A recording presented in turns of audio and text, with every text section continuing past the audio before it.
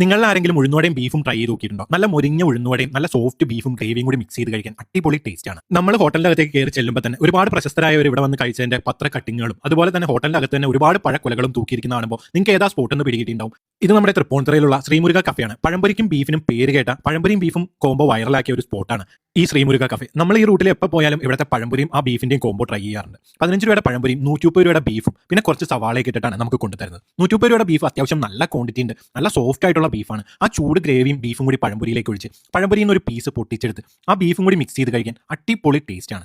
ഒരുപാട് തിക്ക് ഗ്രേവി ഒന്നുള്ള ബീഫൊന്നുമല്ല, പക്ഷേ ആ ഗ്രേവിയിൽ മുങ്ങി കുളിച്ച് കിടക്കുന്ന പഴംപൊരിയും ബീഫിന്റെ പീസും സവാളയും കൂടി മിക്സ് ചെയ്ത് കഴിക്കുമ്പോൾ കിട്ടുന്ന ഒരു ഫീൽ പറഞ്ഞറിയിക്കാൻ പറ്റാത്തൊരു ഫീലാണ്. ആ പഴംപൊരിയുടെ മധുരവും ബീഫിന്റെ എരിവും ആ സവാളയും കൂടി ഒക്കെ ആകുമ്പോൾ അടിപൊളി തന്നെയാണ്. അതുപോലെ തന്നെ പച്ചമുളകൊക്കെ കടിക്കാൻ കിട്ടുന്ന ഈ ഒരു ഉഴുന്നുവട അതും അടിപൊളി തന്നെയാണ്. ബീഫ് വാങ്ങിച്ചത് ബാക്കിയുണ്ടെങ്കിൽ പൊറോട്ടയും കൂട്ടി കഴിക്കാതെ ഒരു രക്ഷയില്ല എന്ന് പറഞ്ഞ പോലെ ആ സോഫ്റ്റും നല്ല അടിച്ച പൊറോട്ടയും ആ ബീഫും കൂടി മിക്സ് ചെയ്ത് കഴിക്കാനും നല്ലത് തന്നെയായിരുന്നു. അപ്പോൾ നിങ്ങളും പോയി ട്രൈ ചെയ്ത് നോക്കുക.